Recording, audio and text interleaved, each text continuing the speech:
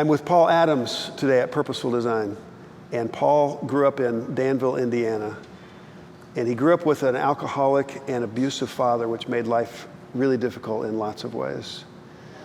Paul ended up starting his own landscape and construction business, which was really successful and was thriving. However, Paul developed a drug problem, ended up losing everything, including the business. Found his way to Indianapolis, where he began living in a homeless state, doing all kinds of crime to feed his addiction.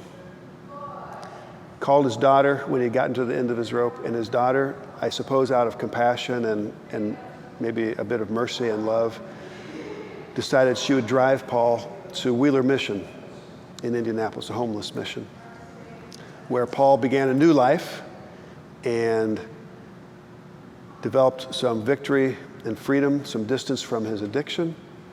And in Paul's words, he found the Lord, and in finding the Lord, he found himself.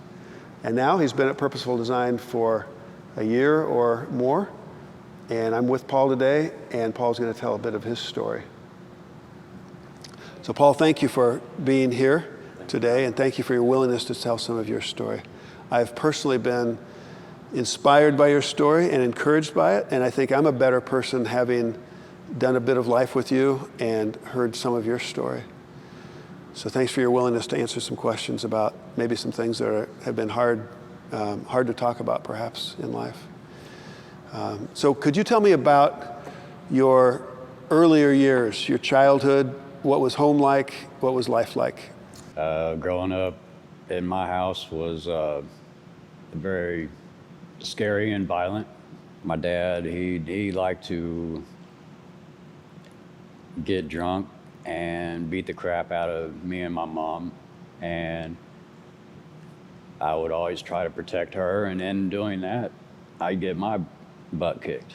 One situation where I was playing with my toys, and my dad stormed in my room and told me to clean my room, and I wasn't done playing yet, and I really didn't want to clean my room. And I told him exactly that, and he went back to his bedroom. A few seconds later, kicks my door in and pulls a double barrel shotgun in my face. That was a bad day. My mom got in his way and told me to run. So I ran to the woods and waited for her to call my name. That was me and her, that was our thing, because it happened quite a few times. So she would call my name, and I knew it was safe to come back to the house. So growing up was pretty scary. And I grew up very angry, didn't have any friends. The few that I did have, they knew my story. They seen what happened inside my house, so they understood why I was so angry and so hateful toward everybody. And I grew up to almost be just like my dad. And I realized that once I grew up and I got married, and I was drinking, and things started happening the same way with my children. I didn't beat my children, but verbally, I tormented them. I made their lives miserable. And I realize that now, but then I just didn't care. I thought that's the way life was, and deal with it. Well, you talked about your early years with your father. How old were you when that bad stuff was going on, and how long did it last, and how frequent was it, and where were the authorities? Were there any authorities that were of any value, or neighbors that were helpful? When that happened, I believe I want to say I was probably 4 or 5. And as far as authorities getting involved, the police were never called. for fear of what would happen after they left. So my mom, we just dealt with it. We dealt with it the best we could. My dad, he had his days where he would try to buy my love, and he'd buy me dirt bikes, goat carts, and he'd buy me everything under the sun just to tell me he loved me. But I never, throughout my life, even before he died, I never heard him say, "I love you." So I had toys to play with outside of home. I'd get outside and I'd ride my dirt bike all day long just so I didn't have to be in the house. I stayed away from home because I didn't want to be there, but then I always, in the back of my mind, worried about my mom because she was in the house with him. And I didn't see a lot of things that went on, but when I got back in the house, I could see clearly marks and think, bruises were a regular thing around my house. And Paul, could you say something about how frequent those violent interactions were at home, and from what age to what age? And then also, how did things play out for you at school? Things happen on a daily from the time I was born to I think I left the house when I was 14, and I had friends that were older than me, and I was basically just going from couch to couch because they knew my situation. They knew I didn't want to be at the house, so if I had somewhere to go, I would. And if I couldn't find a place, there was a little spot I could drive my car and hide out in the woods at night and just sleep in my car. I did that a lot, just to not be home. It got to the point to where I was probably 17. I got my own apartment because a buddy of mine was going to college, and I moved in with him. And I didn't tell anybody where I was. I didn't call anybody. Even my mother, she had no idea where I was for like 2-3 years. And up out of the blue, I finally called her and let her know what all went down. And she kind of knew. She knew the second I could get out of that house, I would. And because I told her many times, if I leave, I'm leaving. She did the same, but she always went back. And I didn't go back for a long time. And my mom finally asked me to come back and kind of be the bodyguard in the house. And me and my dad would fight out in the front yard on a daily basis. It was bloody. We put each other in the hospital many times. School was rough. I wasn't well liked because of my attitude and because I took my anger out on everybody that got in front of me. I got into fights every day. I got picked on, but on the flip side of that, I was also a bully. So I was a bully that got picked on. I didn't graduate. I quit when I was a freshman because I spent more time in the principal's office than I did in a class. I didn't learn anything in the principal's office because I was always getting in trouble. So that I struggled a lot in school. When I was 16, I worked at a farm with one of my neighbors. And he also owned a construction company. And I started working with him when I was 16, started roofing. and I would always mow his yard and plant trees or plant the garden for his wife and do flower beds. And he said, you know, you got a real knack for this stuff. And it took off from there. And I started my business when I was 18. And I did pretty good at it. It started out word of mouth, doing that until I was 32 is when everything started going downhill. Alcohol has always been a part of my life growing up. Starting when I was a baby, my dad would feed me alcohol in my bottle so he didn't have to hear me cry. And when I was little, I would always sneak in the refrigerator and grab a beer and run out to the barn and drink a beer and pass out on the tractor. I started doing drugs when I think I was 13.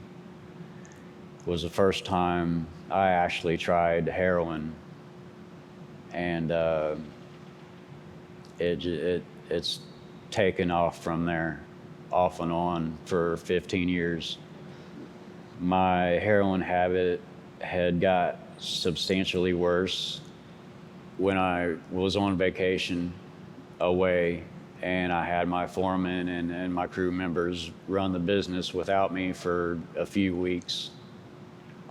I get a phone call from the police department here in Indiana saying that someone had broke into my shop and stole everything, wiped me out completely.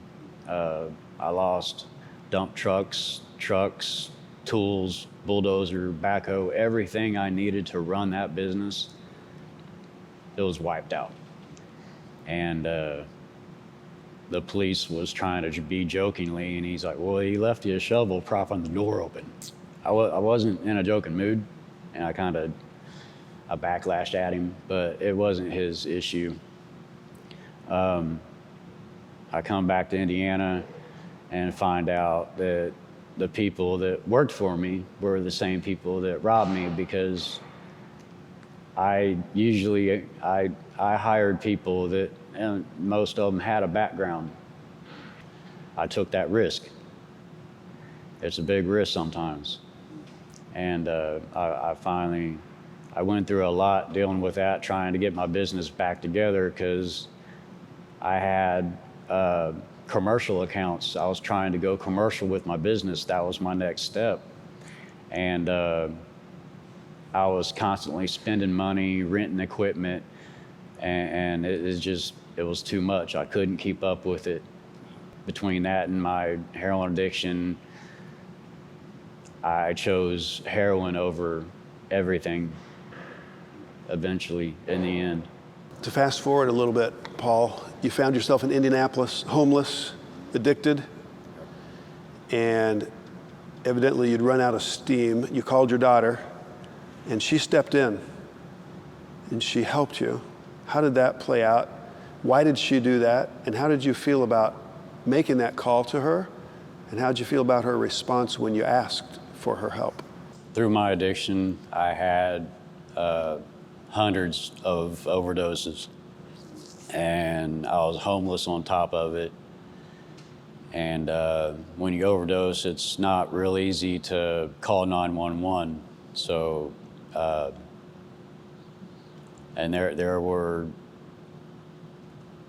9 times that I can remember where I was with somebody and something inside me was changing. Sometimes when your dad tries to correct you, he'll give you a little tap on the back of the head. That's what I felt like, and I want to believe that was God trying to, wake me up and trying to, because something was going on inside of me. It wasn't it wasn't a physical thing, it was a spiritual thing. But I didn't recognize it. After my last overdose, I was completely dead. They were on the phone with a coroner to come get me, bring a body bag, and I all of a sudden just rose up, and they said that they had been working on me for 35 minutes and I wasn't coming back. And after that, I called my daughter. I had to tell her that I was doing heroin again, and that I'd overdosed, and I was done living on the street. I was done living life, basically. And she came and got me, and she was driving me to Wheeler Mission, and we get there, and as I'm getting out of the car, she looks at me and says, you know, I love you, you're my dad, but I don't want you in my life if you're going to keep doing this. So you can either fix yourself and get right, or I don't want you to contact me anymore. So you're at Wheeler Mission. How was that for you? And did things begin to get better in any way? Once I got to Wheeler, it was rough at first because I was dealing with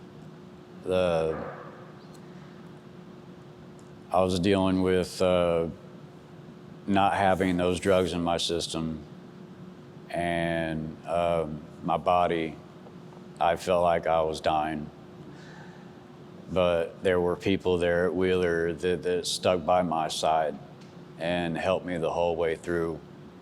I went through a program at Bloomington. I went to camp, and it was a faith-based camp, and it was there where I started learning who God was and trying to build a relationship with Him. And I got back from camp, went back to Wheeler Mission, and became an SLT, which is a servant leader in training. And I completed that, and then I started working here at Purposeful Design. I'd like to see if you could focus on two things next. One is just from a purely spiritual standpoint. What did you learn? What did you discover about the Lord and yourself, and how you got with God? If you could say something about that, and also then, what has life been like while you've been at Purposeful Design? I started building a relationship with God, and this was at camp. I went out to, there's a lake there, and I sat on the edge of the lake, and I was like, man, if you're real, fix me. And he slowly started doing that. And the more I learned about him, the more knowledge and understanding I gained from the Bible. I was feeling different, and I was learning to walk in His ways and try to be a good steward to Him and leave that old life behind. And that was key for me, is leaving that old life behind, because it is always constantly in the back of your mind. And once you get to a point where you want to walk away from that and want to do something different, God will show you a different side of life that is way better, that is way more fruitful. When I started here at Purposeful Design, I honestly, at first, I thought it was just like any other regular job. But I quickly learned that this place is way different. They actually care.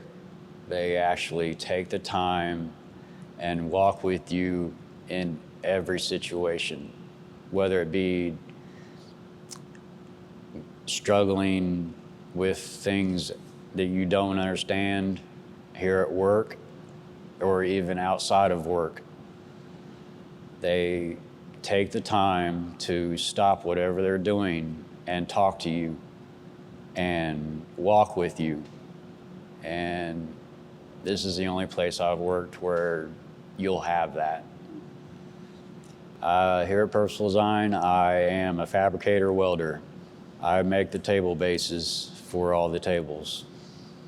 Paul, you've experienced a world of trouble. How are your head and your heart now? Yeah, I have been through a lot, but going through all that has, in a way, made me a very resilient person. I'm able to handle a lot. Wasn't always the most patient person. I used to react instead of think, and now I think instead of react. It's been a struggle learning new ways of handling situations. And,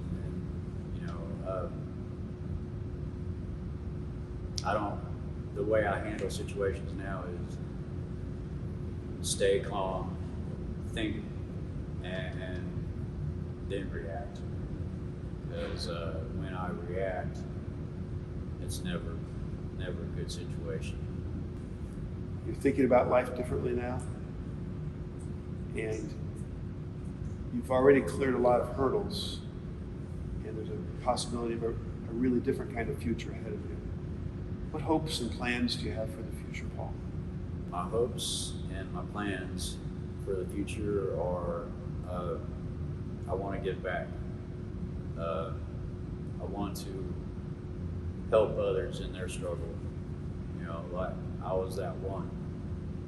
And when you're done, you're done. And you need to start figuring out what you can do to change your life. And that's where this journey begins. You lived a lifetime of using. You were addicted, badly addicted, near death or experienced death. So, where are drugs and alcohol in your life now? Still a battle? Drugs and alcohol are non-existent in my life, and they're going to stay that way. Like I said, when you're done, you're done. And I'm done with that life. Paul, you've said that you have a desire to give back. And I've heard you say something like, somebody helped you out and you want to help somebody else out. Why do you have such a strong urge to help somebody else? I want to give back because I've been there, and it was a long journey for me. It was a hard road. Once you find peace in your life, I don't want to say that it's something that I've festered up. I think God is guiding me to want to give back, and you use my struggles to guide someone else. Paul, thanks for sharing your story. It blows my mind. You've experienced things I'll never experience or understand. So thanks for being real. and going deep and sharing some of your story. I know it was still just the tip of the iceberg that you shared, but it's a help to me and an encouragement. We believe that God is a God that changes lives. I think of in the Bible where Jesus called to a couple of fishermen and he said, "Follow me and I'll make you fishers of men." Jesus was basically saying, I think, I'm going to make you into something that you are not. And I see that in Paul's life, and we see that in lots of lives of the men that we serve here at Purposeful Design.